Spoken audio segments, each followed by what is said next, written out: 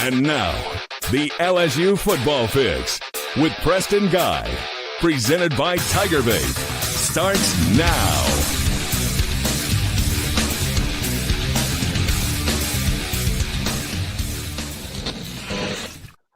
And welcome in to your LSU Football Fix presented by Celebrity Theaters. Join with me, as always, each and every Monday night on the TigerBait YouTube channel and Facebook page is Sports Illustrated's publisher for LSU Country, Zack Nagy. Zack, what's going on, man? Yeah, not too much. We're obviously we're in the middle of fall camp, full swing now, week 3. The intensity is starting to ramp up a little bit out there on the practice field, and we got a good taste of that on Saturday. Got a little bit more of it today. So got a lot to talk about. With this team. A lot of changes on both sides of the ball. Excited to talk about it, man. Clemson's inching closer. We're getting closer every single day. Today was a big-time day, so I'm excited to talk about it. Well, guys, last week was a bit of a return to home for us. Kind of had to talk about Zack getting engaged, me having a baby. Guys, tonight we're going back to football, baby. It's pure ball talk today, and we got plenty of it. Make sure to build in a lot of time for your comments tonight. So if you want to ask some open-ended comments, whatever, let's get to it, because I have some time built in for that. But here's the rundown for tonight. Me and Zack, we've got 3 standouts we've picked. Actually, I actually don't know what Zack's are, so I've actually written down 6 in case we pick the same 3. We won't have any redundance there. So we're going to talk about standouts during the last week at fall camp so far.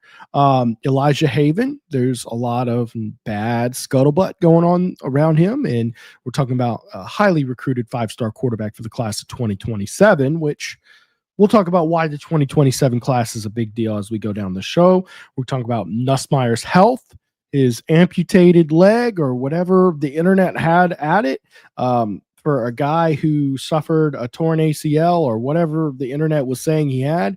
He certainly is looking sharp. I think he's bouncing back. I'm going to give y'all a good recap on Saturday. Zack's going to lead a whole segment talking about practice report from today. Of course, he was at practice earlier this morning. We're going to talk a little bit about a couple of issues. We're going to talk about health of the team. We're going to talk about LSU being 9th in the coaches and AP poll. Both are out now. Interesting that they lined up exactly alike. Issues at practice that we might be seeing.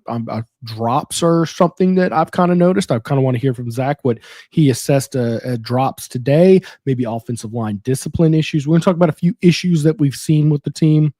And guys, I want to tease next week. We're going to be doing our Pick'em show. I've done it usually game week is when we've gone down and broken down all 12 teams. The problem with that is then you don't really get to talk about that week 1 matchup. So went ahead and we're going to do that next week.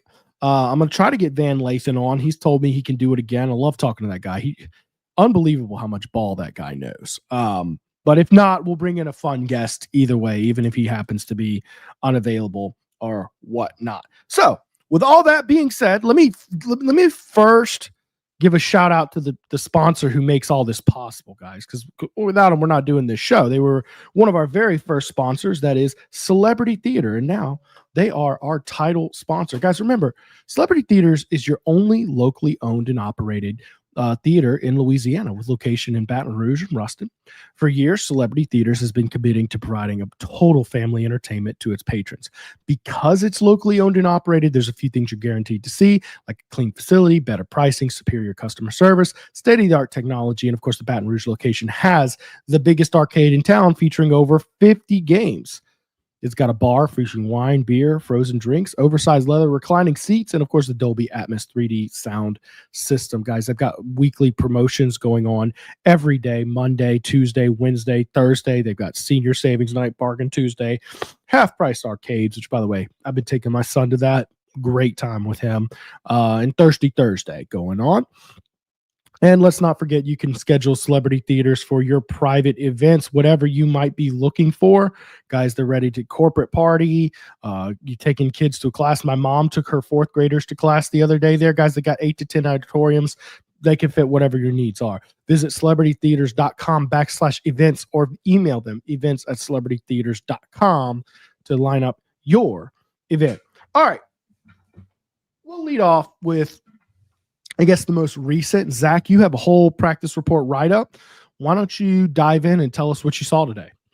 Yeah, I think today we started off inside for a while for the first 5 periods and got a little bit of positional drills and had an opportunity to watch Aaron Anderson get back on, kind of get his feet back underneath him. On Saturday, he was out there, of course, but today he was a little bit more, I guess, healthy is the best way I could put it.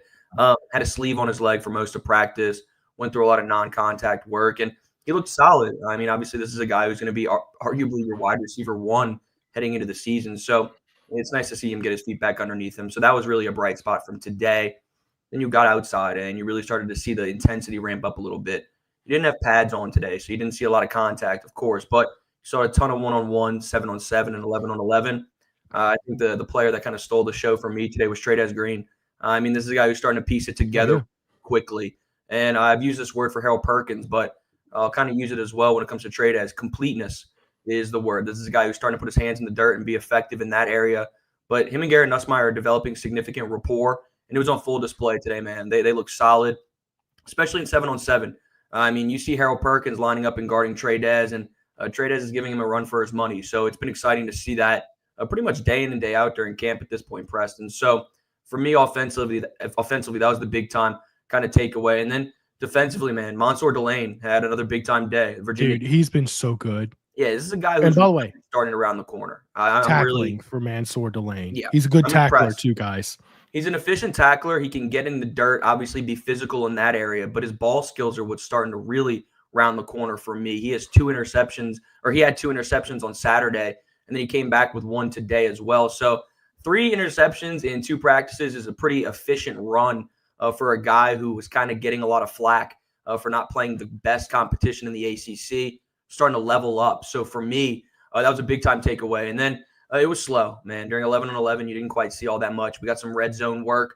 For me, that's going to be a kind of a concern heading into weeks 3 and 4 down the stretch. I think being more, I guess, effective and more successful in the red zone is going to be key. But you can't take anything away from what this defense is doing, Preston. I think Harold Perkins is playing extremely effective football. You're seeing a ton of rotations defensively. And A.J. Halsey is a player that I'm circling. He had another great day today. And Blake Baker had a lot of solid things to say about him, just saying he's one of the most instinctual players that he's been around. So it was a solid day today. But for me, man, I think the offensive line is something that you and I will talk about a little bit deeper in the show. And then, of course, defensively, seeing guys like P.J. Woodland, A.J. Halsey, et cetera, start to round the corner. Those are some bright spots that we can definitely get into a little bit later on. Did you get the vibe today that maybe this was a bit of the offense striking back? It really seems like the defense has had the upper hand for most of fall camp, but maybe offense is really tightening that gap today. Yeah, I think you got a chance to see that during 7-on-7. When you think about this offense, the skill position players that they have are kind of out of this world, right? Your wide receiver room has just an embarrassment of riches for Garrett Nusmire to work with. So in 7-on-7, you really got to see them fire back. The thorn in this offense on the offensive side is the offensive line right now. And they're going to start to get in their groove. I'm not too worried about it right now. I think if we're here on Monday next week and we're still having some concerns about the offensive line, that's when I'm going to start to kind of quote-unquote panic a little bit, just because we're getting too close to week 1 at Clemson. So for me, I really think that when it comes down to it, the offense punched back today. 7-on-7 was a full display of that. You had Nick Anderson getting significant run with the ones. Chris Hilton, Xavier Thomas had a hell of a day himself too. So 7-on-7 allowed them to really showcase their stuff. I would say they punched him in the gut for sure at times, but towards the end, it was a little bit more balanced. Yeah, that's certainly the vibes we've been getting. But what really just stands out to me watching this defense, they asked Blake Baker this earlier today. It's trying to determine, are they really going to rotate this many bodies in? Or are they really just trying to figure out the pecking order? I guess it's a little bit of both, right? I mean, what's your assessment? I mean, there's 22 guys playing defense this year, no doubt, right? Yeah, I think for me, it's kind of finding the pecking order. I don't think you're going to see them necessarily rotate that many guys in. It affects your chemistry and camaraderie on the field. You got to have these guys gel as one defensively to be successful. And going into the offseason, it was all about getting a bunch of versatile pieces. And Blake Baker did that. You're seeing a ton of different rotations. You're seeing a ton of different guys touch the field. So you're seeing a lot of that during practice right now, but I think towards the end of fall camp, we'll start to identify that true first 11 that'll be out there on the field. I think you're not going to see all that many players come the regular season touch the field. It's about the pecking order, but for now, they're showcasing a lot of the depth that they have, Preston. They got a solid 2-deep depth chart right now. It's just about finding what that first team's going to be come week 1 at Clemson. Hey, look, that's put that up there too soon. That is the big question right now. So your starters are actually pretty difficult to determine on the defensive side of the ball. And things like, okay, I mean, is Wes Weeks going to be your starter? Or do they work one of the younger guys in, or, your defensive tackle? Who's going to be your second? It looks like Bernard Gooden has really ran away with that role. But then defensive end, who's going to be, is it going to be Pyburn out there? Is it going to be Patrick Payton? Is it going to be, it looks like Relaford is going to be a starter, but there's a lot of guys you could see. And then you start to wonder, does it really matter who's going to be your starter out there? Because they're going to just fresh bodies all day. Okay, we're almost 12 minutes into the show, and I haven't gotten to any comments yet. We're going to get to some comments, okay, and we're going to get to ad break, and then we're going to come back with 3 standouts from fall camp so far, particularly the last week. Fire 3449 like a robot. I'm starting to think this is one of those AI accounts. Hit the like button, guys. Of course, y'all hit that like button. It helps with our algorithms and gets things rolling. Of course, we really appreciate that. Preston, we've seen very few trick plays from BK.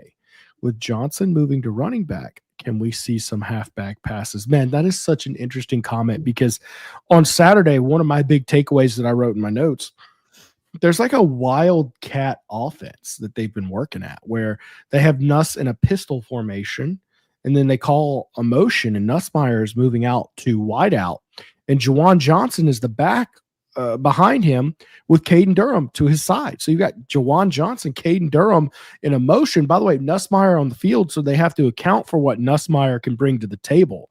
And they ran out did a bunch of things. They did a direct snap to Durham. They did passes with Juwan Johnson. They did a quarterback dive with Johnson. They handed the ball off to Durham. I would expect some trick plays, and if they're showing us that to the media, I think during closed sessions they have to be shown. Do you know any other trick plays or anything that stand out to you, Zach? Yeah, no. For me, when it comes to red zone work, they gave us a ton of that today, and of course we got to see them on Saturday as well. And it was a lot of Juwan Johnson in the Wildcat, but at the same time, man, you have Jelani Watkins lining up in the backfield too, getting handoffs and direct snaps, etc. Xavier Thomas lining up in the backfield, getting the ball to Jelani Watkins on jet sweeps. So it's clear once they're in the red zone, they're going to have some tricks up their sleeve, and they're really going to be willing to kind of test out that playbook creativity that Joe Sloan's talked about time and time again. We got a lot of that on Saturday, and we got a little bit more of it today. So I think trick plays are in the equation come this season for sure. Okay, Fire 3449 fired back. I'm not an AI robot. Here's my counter to that. Isn't that what an AI robot would say? Anyways. Let's see here. I got some good comments, but it's going to lead me down a whole rabbit hole and into an ad break. So I'm going to try to get to some other stuff first here. 19 days away. That's from our good supporter, Stephen Miller.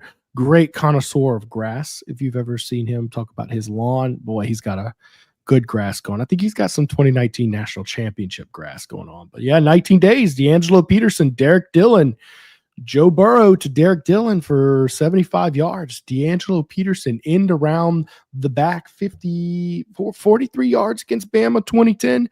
Both of those guys have just iconic plays in their time. Let's see here. How do you feel about the ninth rank? So we're going to talk more about the whole AP top 25, but ultimately it's a little lower than what I expected. But I mean, it shows that, you're considered among the elite teams in the country, right? Yeah, I think a lot of LSU fans obviously think it's a little bit low. For me, I understand it. I think when it comes down to it, LSU's schedule is a gauntlet once again. You go on the road for some difficult games as well. So it makes sense to a degree for me. Is it a little bit low? Sure. Do I understand LSU fans' reasoning for being a little bit upset about it? Of course. But nonetheless, man, you get a top 10 matchup on the road at Clemson in week 1. I can't really be asking for too much more than that to set the stage. So I understand it's a little bit low, but now you got to go out and kind of prove yourself and punch Clemson in the gut to try to get things rolling in week 1. I'm here for it. I think it's good. Give yourself a little bit of quote unquote adversity if this LSU team thinks that they should have been a little bit higher for sure. Okay, I'm going to start the myriad of comments from Christopher Slim. Who is becoming QB2? Matters a little more now that we have an injury. False alarm. Let me tell you this. I think this is a particularly bad year to have a big drop off with Nusmire. Nusmire is an elite quarterback. He's going to make plays with his arm. He's going to lead this team. You have weapons on the outside, speedy guys. You have a really good running back, but you do not have a stout offensive line. And nothing I've seen in fall camp convinces me otherwise. So I don't know that you can have a young quarterback go out there and be a game manager and win good football games. So I think a number 2 QB, if you could develop one of these guys, would be great. But the honest truth is this is a tighter competition than we'd like it to be between MVB and Colin Hurley. Michael Van Buren struggling with accuracy. Did that continue today, Zach? Yeah, I think when you talk about kind of that QB2 battle, it's been rough. I mean, I don't want to sugarcoat it for anybody and kind of like, sunshine pump the backup quarterback situation.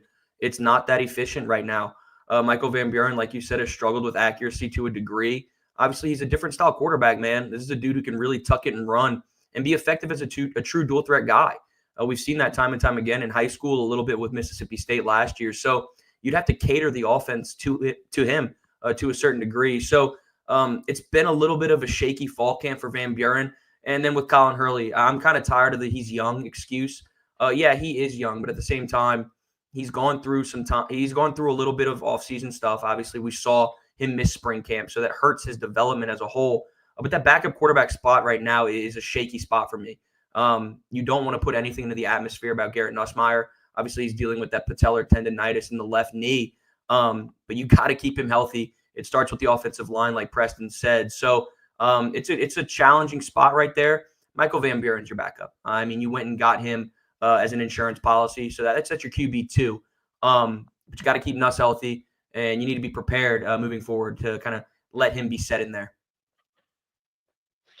Let me see here. Trying to find this comment from the same guy, but I'm losing it now. Here we go. How is the studio coming? As y'all can tell by the T-Rex behind my back, I am broadcasting from the future site of Peyton Guy's room. Tonight, I am using it to broadcast to you because this is how our studio is coming along. And of course, we are getting wired for success by Dykes Electrical. They've already got that process started. They're going to continue to do more stuff for us. But here's where things stand currently. We have a room. We do not have a door. We do not have paint. We do not have fan. We have one light out of many more lights to come. But Dykes Electrical is, of course, getting us started off. And, of course, he asked earlier, who is the official electrical contractor of TigerBait? Well, that's a easy answer for me because it is the one and only Dykes Electrical. Guys, no matter how big or small your electrical needs may be, Dykes is going to be wired for your success, okay? No matter what your needs are, whether it's a TigerBait studio, we can wire that. Need a brand new 10-story office building? We can wire that. 200,000 square foot warehouse need built? We can wire that. Expanding your existing commercial building? Guess what? We can wire that. Changing out a breaker, whole electrical panel, or just a receptacle in your home or office? We can wire that.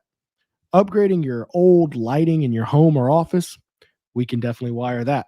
Give them a call today at the number on your screen, 225-216-9180, for a free estimate on your project. And guys, make sure to let them know that TigerBait sent you in. And of course, lets our sponsors know that their dollars are being wisely spent with TigerBait. Support your local journalism. Support your local businesses. All righty. And of course, I got to talk to y'all about another great new local business that we've added to our lineup here recently, and that is Bay's Oyster Bar. I love this place, guys. Located at the old Jolie Pearl downtown. Guys, this is now open. It opened in June on 315 North Boulevard in downtown Baton Rouge. They're serving up the freshest farm-raised oysters from Grand Isle. No mud, no grit, just clean, delicious flavor. Not in the oysters? Well, they can swap in boiled shrimp or try their turkey brie and bacon sandwich or even a classic roast beef po' boy. They will always be featuring a bar completely stocked with top-notch bourbon, whiskey, and craft beer. Don't miss out on Baton Rouge's newest oyster spot, and make sure to let them know TigerBait sent you in.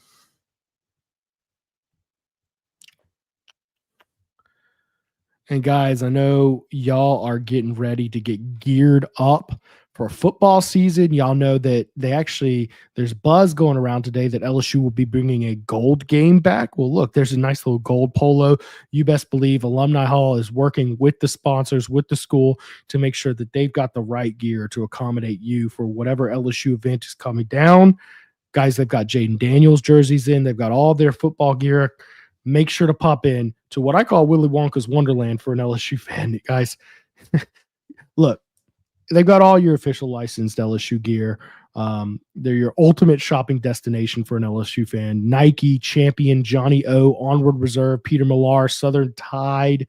Guys, they've got hats, Yeti, and LSU gear coming in daily. Shop at their store in Perkins Row or online at alumnihall.com. And guys, make sure to use the discount code TigerBait.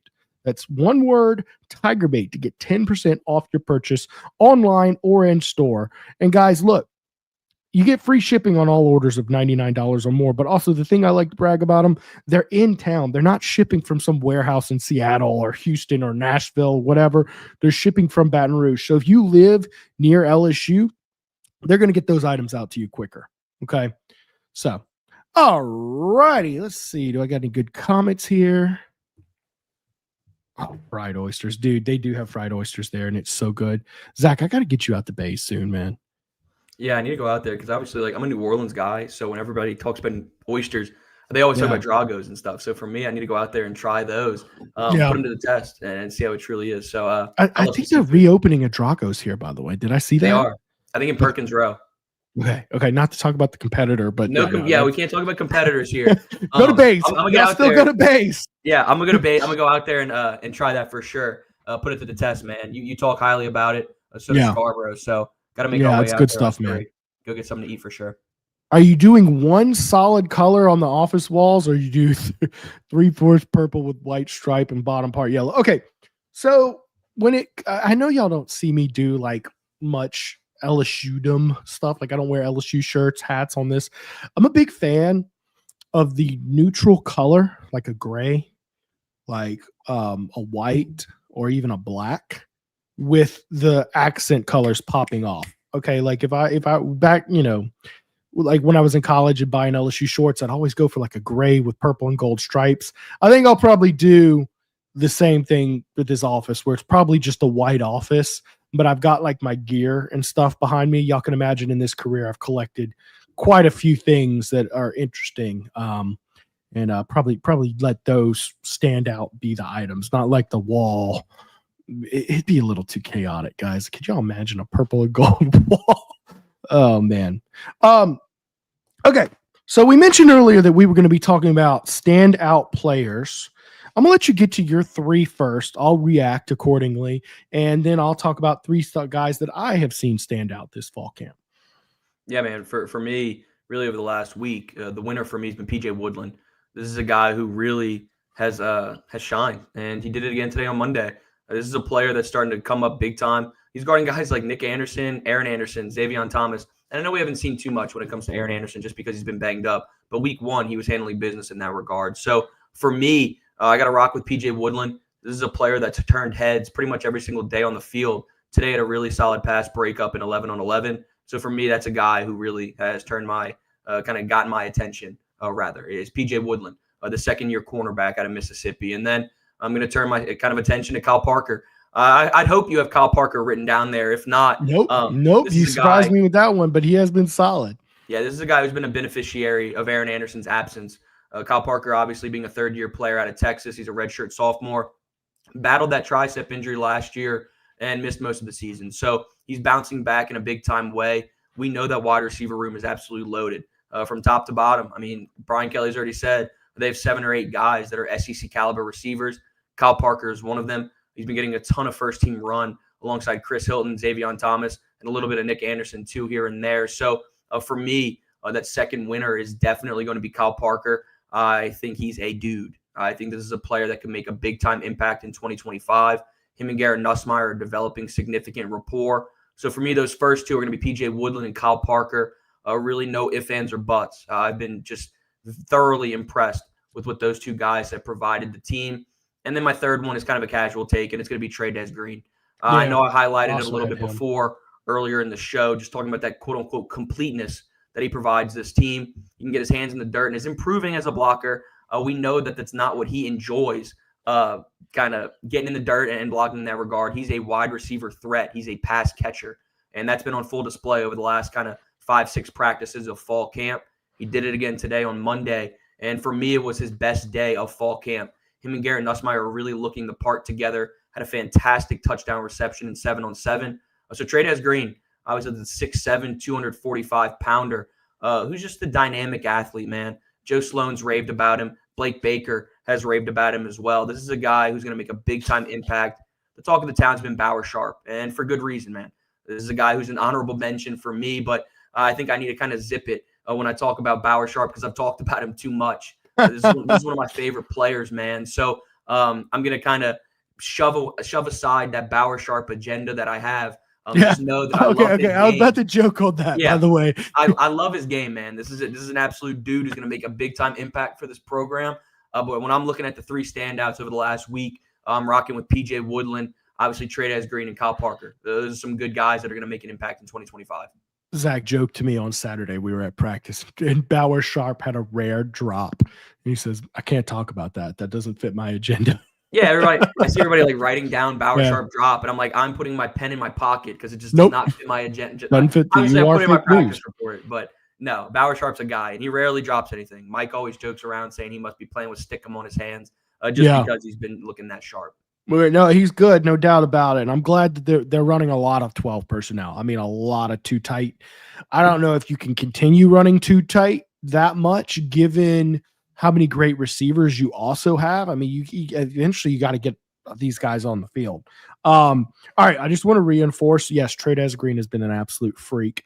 I think if you get less than 5 touchdowns from Trey Green this year, that's coaching malfeasance. I mean, you cannot not use that guy in the red zone, and really is a weapon all up the field. I'm very happy to see that their one tight end personnel has been a lot of Trey Green. Bauer Sharp's a great tight end, don't get me wrong, but Trey Green I think is a freak athlete, and I was really thinking that he wasn't going to be the one tight if they run tight out there, because Bauer Sharp is more of a complete player. That being said, both are going to get a lot of grabs this year. P.J. Woodland absolutely annihilated one of the receivers. I can't even remember which receiver it was, but it was in 7-on-7. He smoked a guy. I got to ask you on P.J. Woodland. Philip Wright, by the way. Huh? Yeah, Philip Wright. Yeah. That's right. That's why I don't remember him, because he's one of the younger guys. Anyway, crushed him for no reason. Oh my God. No reason. It was nasty. It was right in front of us, by the way. And it was like a couple plays after Caden Durham almost trucked me up. I was about ready to lower a shoulder and bring my hips on Caden Durham, because they were following me as I moved out the way. Anyways, on P.J. Woodland, is he your 4th best corner on this team? Because Ashton Stamps is a starter right now. Then you've got Mansour Delane, DJ Pickett. I mean, CCB4. It's tough, man. You have 5 guys that can really compete for playing time in 2025. It's headlined by Mansour Delane. For me, he's penciled in as a starter, and I think now you have 4 guys that are really battling for that other cornerback spot in Ashton Stamps, P.J. Woodland, DJ Pickett, and Jakeem Jackson. I only got to pick 3 standouts, but one for me would also have been Jakeem Jackson. He was limited today, just battling a little bit of hamstring soreness, but nonetheless, I mean, Jakeem Jackson's a winner as well. So it's going to be a challenge. I think Corey Raymond finally has a truly good problem And that's a ton of talent, a ton of guys that can come in and compete. PJ Woodland is still working in the weight room, still trying to get physically prepared for SEC football. So it's going to be difficult to see how much playing time he gets in 2025, but it's undeniable that he's been a winner during fall camp nonetheless. So I think you could put him at that 4th spot. But I do like what Jakeem Jackson's been doing as well, man. You got 5 serviceable guys that can come in the SEC. Well, what the question is, you got 5 at corner that you're feeling good about. And I agree with you. Man, Jakeem Jackson's the one. I mean, he's made some plays. He's sometimes he misses, but he's been making some plays. How do you feel about safety though? I mean, if you see any safety struggles, you have to move one of those guys back there, right? Yeah, I think when you kind of talk about, we'll say like stock up, stock down, I like kind of doing those types of pieces of content. Stock down guy for me right now would be Jordan Gilbert. He's been getting some run with at the star position, a little bit behind Harold Perkins, and they're not necessarily putting him on the field as much as they were at the beginning of fall camp. You're starting to get that 1-2 punch of A.J. Halsey and Tamarcus Cooley, and that's kind of that tandem that a lot of LSU fans have probably been sitting back and waiting for, just because you went out and you spent some money on him in the portal, and now you got to get that ROI, that return on investment. So you got to see them pan out. So I think when you look at the safety position, it starts with Cooley and A.J. Halsey. Halsey's starting to be a winner. I wish I could have put him as a standout as well, because he's been just that. But aside from Cooley and Halsey, Javian Toviano's been getting a little bit of run. Deshaun Spears is still trying to put it all together. He's got the physical tools. But for me, man, if it does come down to it and you need a cornerback to go to the safety room, it's Mansour Delane. This is a guy who is a Swiss Army knife in the defensive backfield. He's played that position at Virginia Tech. He's played the nickel. He's played corner. He's played safety. He's done it all, man. So, yeah, you have a ton of corners. If you need to throw Mansour in the safety room, you can. Do I think they'll go down that path? Probably not. Just because Tamarcus Cooley and A.J. Halsey are some dudes. You got Toviano, Deshaun Spears, and, of course, Jordan Gilbert in your back pocket too. So, nonetheless, man, you got some players to work with in that defensive backfield. Should be interesting. All right, so my 3 guys that have popped off fall camp. I'm going to start with Bernard Gooden, who is a guy that we thought was going to be not a starter. I think most people probably would have told you the starters are going to be Guillory and Dominic, right? He's played so well that now it's like, all right, well, Dominic and Guillory, y'all go duke it out, and let's see who the starter is. Yeah, I think that's just a solid player. He's not a big guy, and Baker talked about him. But, Baker made a good point. In the NFL, you're always going to have a few DTs that are in that 280 to 300 range, just like him. So, like what I'm seeing out of him, I think that defensive tackle position was one we all thought was serviceable, not great. But I think if that defensive tackle position can be good enough to be a threat, those edge rushers are going to just – oh boy, they're going to eat up. Of course, we were expecting those edge rushers to look like that coming into spring. So, of course, not really a standout player by my definition. Tylen Singleton, backup linebacker. He's had a rock solid. I mean, he had a massive tackle on Harlem Berry this weekend. Blew Harlem Berry up about 6 yards behind the scrimmage, forced a fumble. Big play on that guy, but I like the quality depth LSU is developing at linebacker, which, by the way, is a position that, maybe you thought that after your starters, the talent was a little young for your liking. Yeah, I mean, not to interrupt you, but no, go for it. Yeah, I was a little bit shocked when they didn't go out and get a linebacker in the portal. I mean, you revamped that entire defense pretty much in every single position room, except for the linebacker spot, when Whit Weeks was coming off of a pretty nerve-wracking injury. I mean, that was one that was ugly, and he got obviously the best diagnosis that you could have had, just a little bit of a break and I don't even know if there was ligament damage, but Whit Weeks is back to full speed. But coming off of that injury, you would have thought that they would have gone out and tried to get another linebacker. They didn't.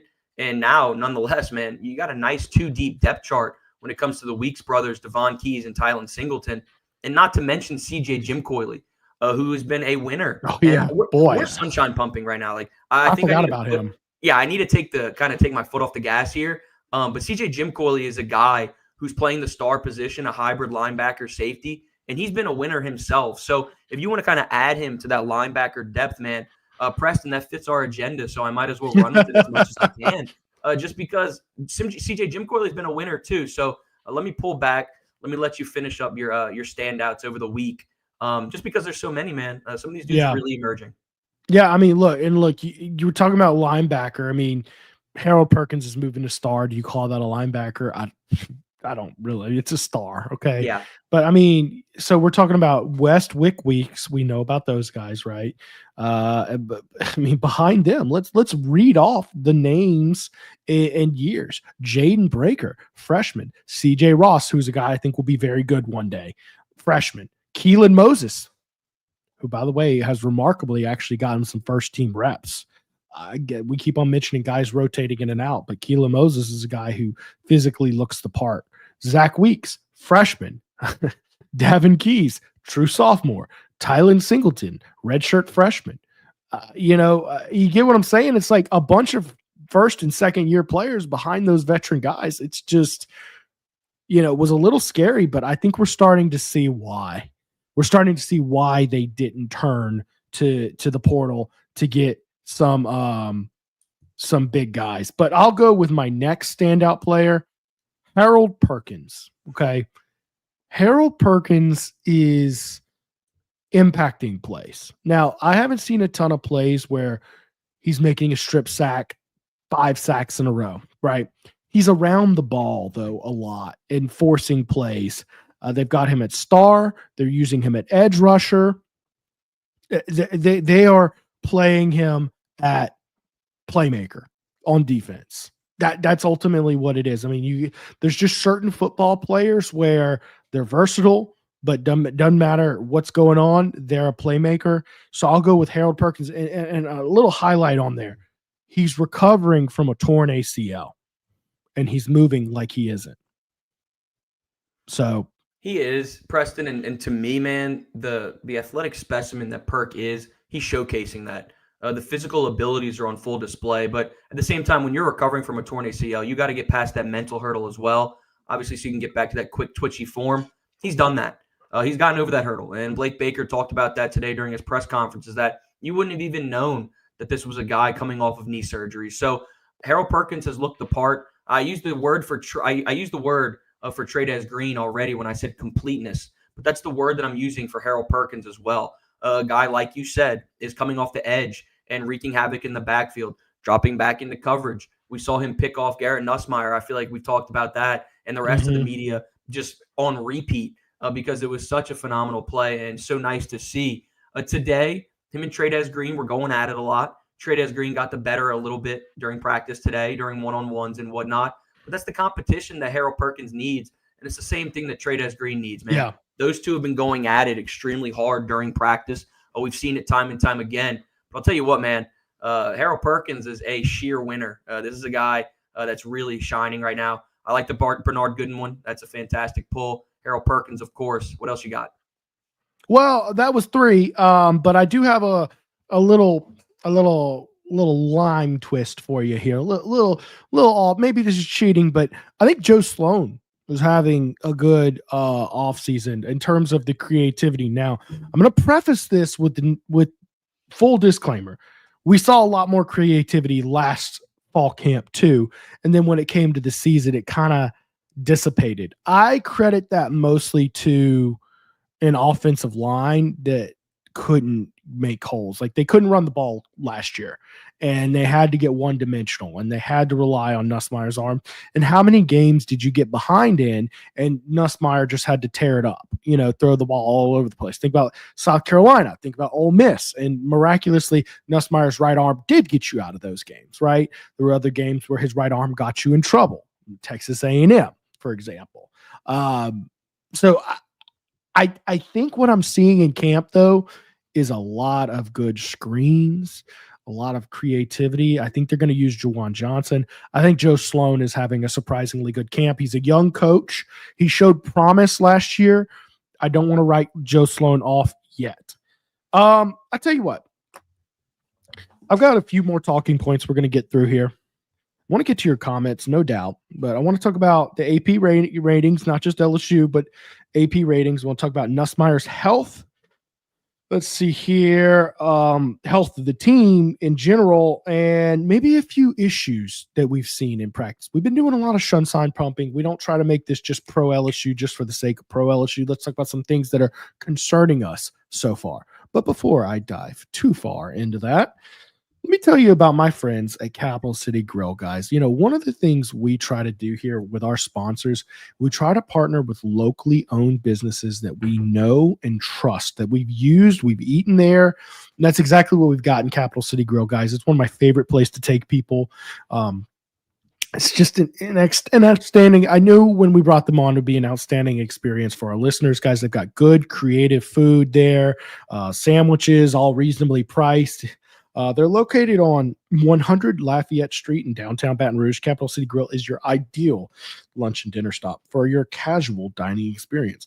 They feature a variety of sandwiches, burgers, seafood, pastas, and steaks, with almost everything priced at $30 or below for a more affordable experience. Don't forget to celebrate a Tigers win at their Sunday morning brunch, 11 a.m. to 2 p.m. Book your reservation online tonight at Capital City Grill. All right. And guys, if you're feeling low energy or low drive, let me get this graphic off here as I switch in. Rejuvenate Medical offers testosterone therapy to help you get back feeling strong, sharp, and confident. Kick fatigue to the curb. Visit rejuvenemedical.com today. Let's hear from them real quick. I decided to go to Rejuvenate Medical because I saw my energy going down, my weight going up, and my sex drive just wasn't what it used to be. I saw my energy level go up almost immediately. My weight loss, it took about a month and a half. I feel the best I've felt in a long time.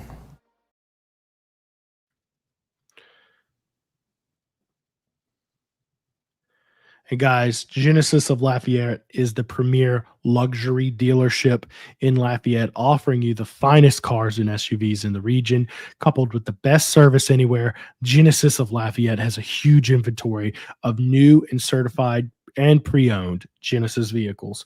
For a truly first-class automotive experience, it's Genesis of Lafayette, 6600 Johnston Street.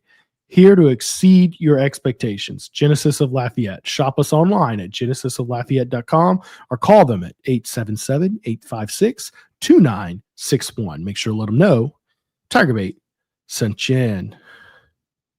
Of course, guys, we're going to wrap up our sponsors tonight telling you all about Struby's. Guys, all TigerBait live shows this year are proudly brought to you by Struby's Seafood and Steaks, located on 107 3rd Street in downtown Baton Rouge. Struby's prides itself in providing a 5-star dining experience for a reasonable price. Struby's is locally owned with ownership in the building every day, taking a level of pride in its food and service you're not going to see from just any corporate establishment.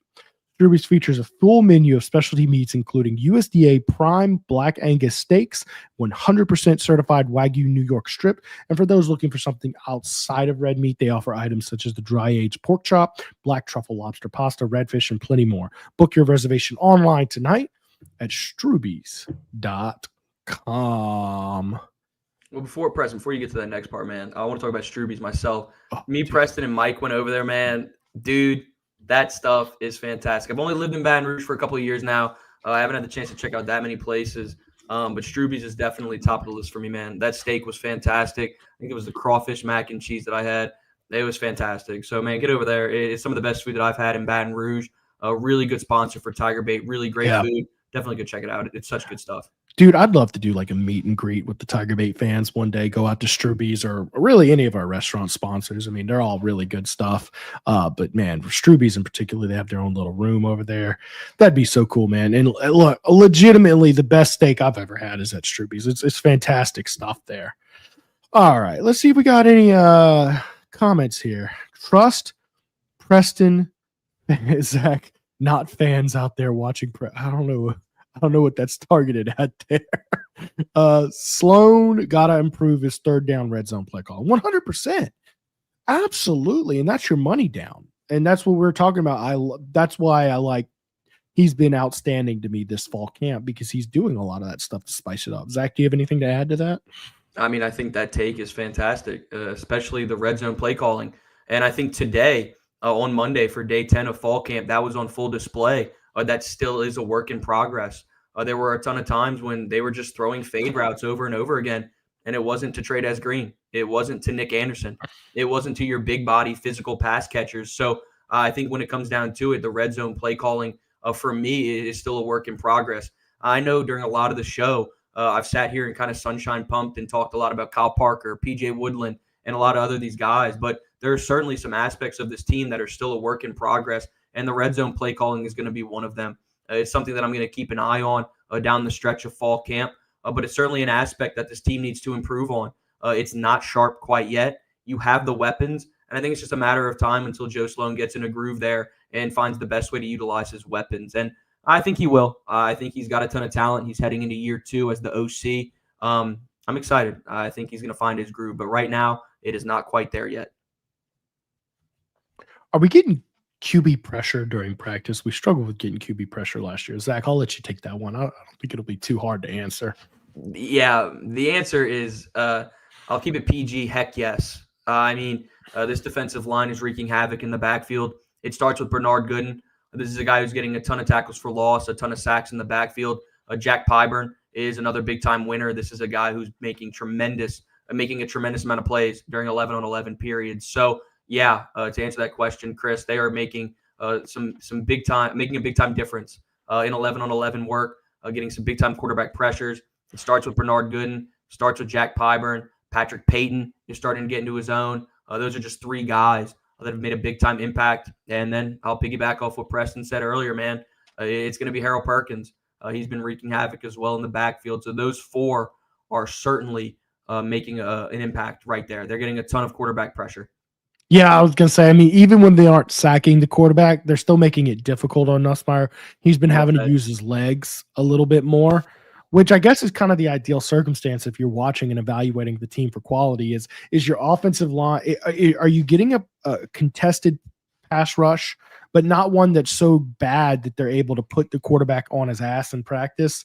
And that's what you're getting a lot of right now. In fact, that kind of leads me into, do we want to talk about concerns with the team yet? Oh, I got a really good question. We'll air this one question. We'll talk about the scripted stuff in a second here. Is the 2026 quarterback on roster? I don't know about that. Maybe the 2027 quarterback is, but I don't know. I obviously, and I mean that genuinely, I don't know. But it would be my belief that based on not signing a quarterback in 2025 and potentially not signing a quarterback in 2026 out of the high school ranks, that maybe this has veteran portal QB circled all over it for 2026. Maybe I'm getting myself in trouble talking about that, but I think the writing is in the wall to go out and go find a Jaden Daniels or someone like that, an established veteran guy looking to come out and show out at a bigger school like what OU did this year, bringing in John Mateer. Any thoughts on that, Zach, or do you think his follow-up comments about to get me in trouble? Yeah, look, I'm not going to sit here and write off Michael Van Buren. That comment, I get it. I think a lot of people have been talking about Michael Van Buren a ton, and kind of the negatives that have been associated with his game. This is a young player. I think a lot of people forget that he just wrapped up his true freshman campaign in Mississippi State. So this is still a young player that was thrown in the fire. I can't judge a player based off of that limited film from year 1 where he had no weapons to work with.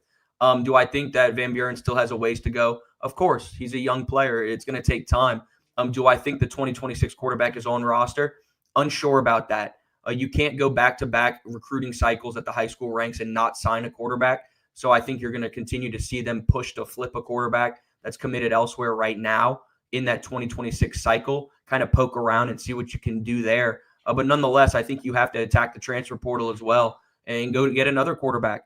Do I think it could have Jaden Daniels kind of written all over it? To that degree, of course, we would hope so. But nonetheless, man, you want to go out and get another established veteran in a quarterback room that once Garrett Nusmire departs, you're sitting there with Colin Hurley, still a youngster, Michael Van Buren, a youngster. You got to go out and get a savvy veteran to lead these cats. And I think that you could see that moving forward in the portal. So do I think the 2026 quarterback's on roster? I don't, but you could certainly see Michael Van Buren take that next step and then I'll revert back and say it's definitely possible. And he of course follows that up with, so he's Anthony Jennings, and no, the answer is no. He's a very different quarterback than Anthony Jennings. Okay. Here's the Michael Van Buren experience, in my experience so far. It's a lot of dimes and ducks. Dimes and ducks. I mean, he will absolutely drill a guy on a line. Beautiful throw. And you could see that in his highlights from Mississippi State. Is like, whoa, this is some really good tape. And then you start to go watch full game film and you're like, oh, that's why he didn't put up great numbers in this game, because yikes. And I don't know whether I fully attribute that to his youth. Just maybe the fundamentals aren't there sometimes when he's making throws, because he will sail guys, he will miss open players, or whether it's a height issue, because we're talking about a 6 foot. Is he 6 foot, you think? Probably legitimately 6 foot. Yeah. I mean, so he's a shorter quarterback. And a lot of times these shorter quarterbacks, there are exceptions. Okay. But exceptions don't mean that's the new rule. A lot of times these 6 foot guys struggle to really see clearly, and more importantly, throw off balance. Okay. Some guys are really short and can throw off balance. They just have the natural, elbow strength and arm strength, right? They're long and lanky and can do that like Drew Brees was. Some guys need their core to make the throws they need to make. And when you're making your core, you're a little bit lower and you have to be more on balance. And I'm wondering if that might be a little bit of what we're dealing with Van Buren. Obviously, there's not much he can ever do to improve his height. But of course, that's something I have to wonder about as I'm seeing him just throw a dart and then a duck. So dimes and ducks, that's been the experience. And as anybody can recall with Anthony Jennings, outside of one throw against Arkansas in 2013, there really wasn't very many dimes for Anthony Jennings. It was a pretty brutal era to watch from the quarterbacking. All right, concerns with the team. I'm going to tell you, offensive line discipline. Okay, this is different than their blocking ability, because actually their blocking ability has slightly surprised me. They've held their own at times against a very stout defensive line. However, I think the discipline, particularly of your second five, has been in question. A lot of offsides, a lot of holding, a lot of false starts. I'm catching a lot of that. Zach, did you catch any of that discipline today? Yeah, I think the main concern for me on this team is strictly the offensive line for right now. And I think the discipline aspect is a really good point. We saw them on Saturday, during a pretty short live period, them have 5 false starts. And it was abysmal. A lot of guys within the media kind of just sitting back, scratching their heads like, I can't believe it just keeps happening over and over again. Yeah. Fast forward to today on Monday, Carius Kern got called for back-to-back false starts. Immediately, Brian Kelly and Brad Davis have him go start running. So the discipline aspect is valid. I think it's a true concern for me. But aside from the discipline aspect of things, I think not having your true 5 right now is something that's a little bit concerning to me. And it starts with DJ Chester. This is a player who, when you're talking about stock up, stock down, it's been a roller coaster ride. You've seen him show flashes of what he can be at the guard position, but then you see him struggle and get pulled rather quickly where they throw in Paul Mabenga. So that left guard spot is a position battle to keep tabs on moving forward in fall camp. Paul Mabenga is giving him a run for his money. Cohen Eccles is also trying to work in and get some first-team reps as well at guard. So for me, the O-line as a whole is a concern. The discipline aspect is valid. Not having your true 5 determined yet is definitely a concern for me. And then there's still some concerns for me at the run blocking spot too. So the O-line needs some work. And I don't want to sit here and be pessimistic about that position group as a whole, because we've seen flashes like Preston alluded to a minute ago. But there's still some work that needs to be done in that area for this team to reach that next gear.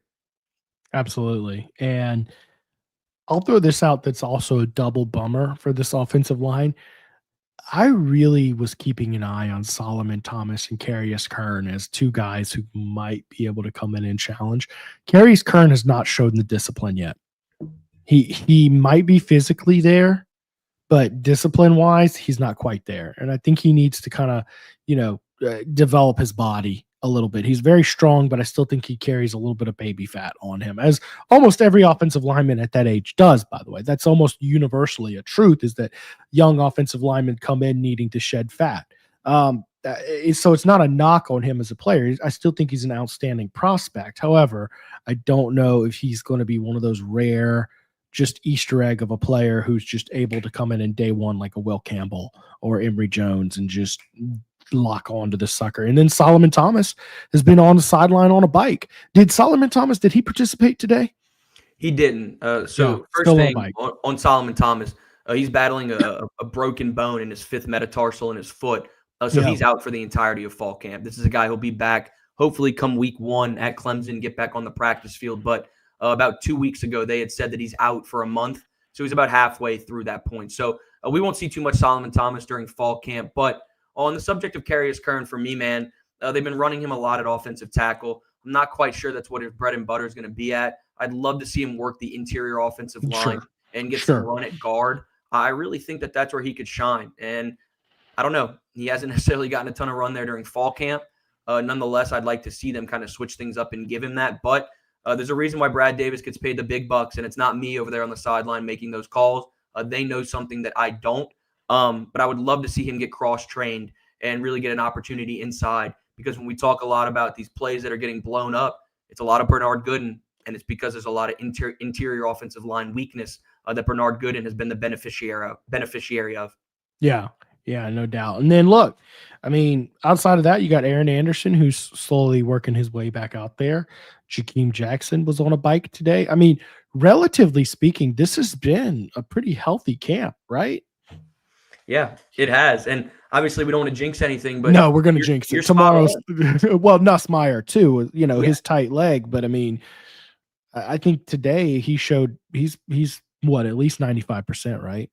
Yeah, Nusmire's there. I think obviously social media is one hell of a thing. I think people can run with stuff and turn it into whatever they want and spin it into whatever they want. But nonetheless, man, Nusmire looks good. He's rolling out, rolling to his left, rolling to his right, working the pocket. He doesn't look gimpy to me. He doesn't look like he's operating at 80, 85%. I mean, this is a guy who looks like he's rounding the corner on what might have been an injury scare last week. But nonetheless, he's healthy. He looks good out there. I'm not too concerned at this point in time. The other concern I'm going to throw out there is the drops. Okay. And that's great. I'm glad you mentioned that. Again, we've been hyping up this receiving core so much. I don't think this is going to be a long-term issue, but I'd be lying to you if I didn't document. On Saturday, I recorded in all sessions. We're talking 1v1, 7v7s, and 11v11s. I documented about 15 drops, okay, from a bunch of guys too. A little bit of it was Nusmire. I thought Nusmire was about 85% on Saturday. Some guys thought he tore it up.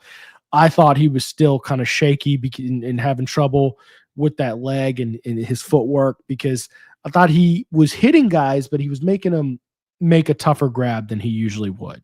Usually he would throw a pretty solid dime. But I don't think he was full there yet. So did the drops continue today?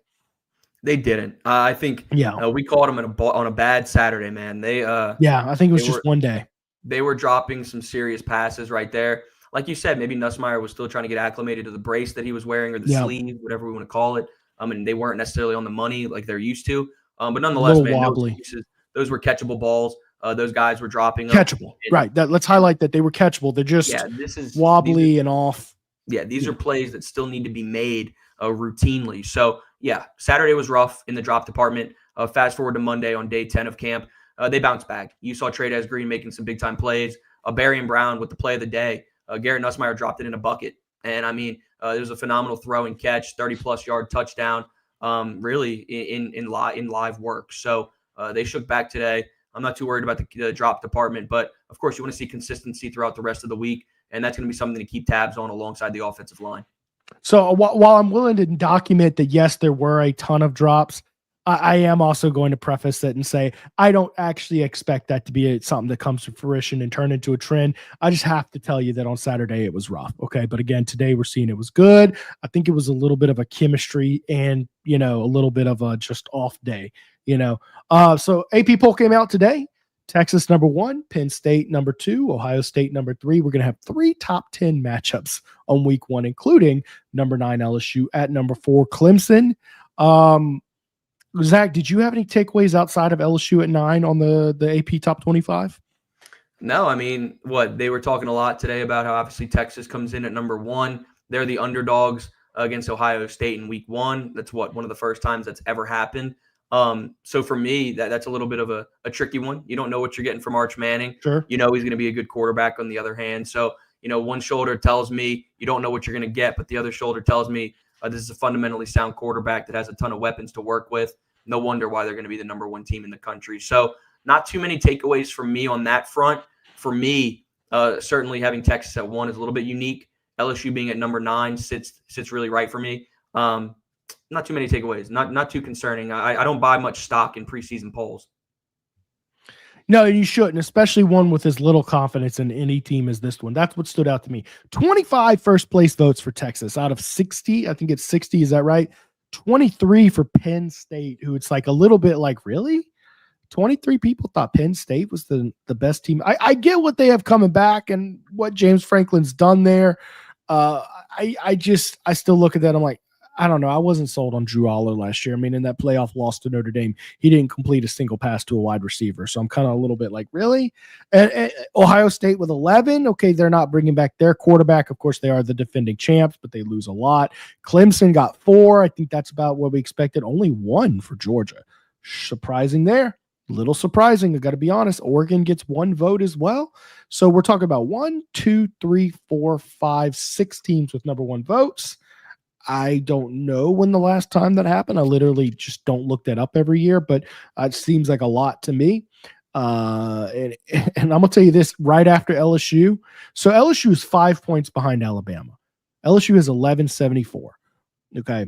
Behind LSU is Miami with 889. That to me tells me that the voters see 9 elite teams in the country and LSU is the worst of the elite teams in the country. Okay. And they also think that it is wide open, y'all. So I think that, I think any one of them have a chance. I think I literally don't think there's a team in the top 25 who doesn't have a chance to win it this year. So anyways, that's my takeaway. Guys, I appreciate y'all for watching this show. I want to plug next week. Zack will be here. We'll have an interesting guest with us as well.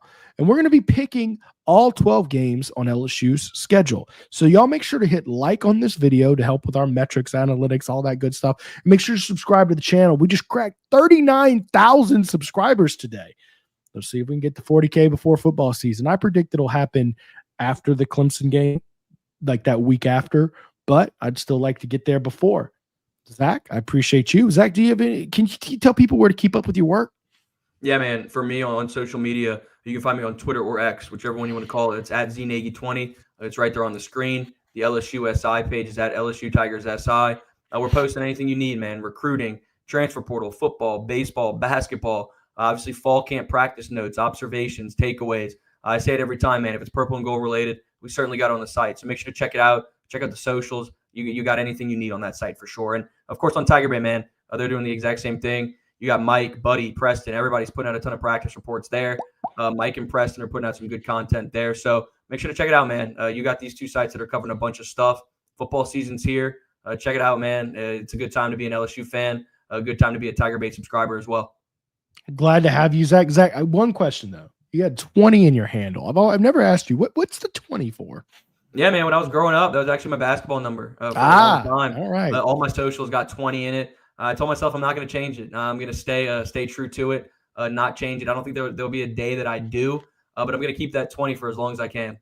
We have the exact same method for our handles then, because mine's Preston Guy at P Guy, and then my football number. So there you go. So those great minds think alike sometimes. All right, guys, thank y'all for watching. We're going to end our show tonight. Make sure to come check us in next week. Mike and Buddy will be back with their practice reports all week. Mike and Buddy go live Wednesday night at 6 p.m. We're every Monday night at 8 p.m. And of course, once the season gets rolling, about 90 minutes after the game, Mike and I will be doing our TigerBait post-game show.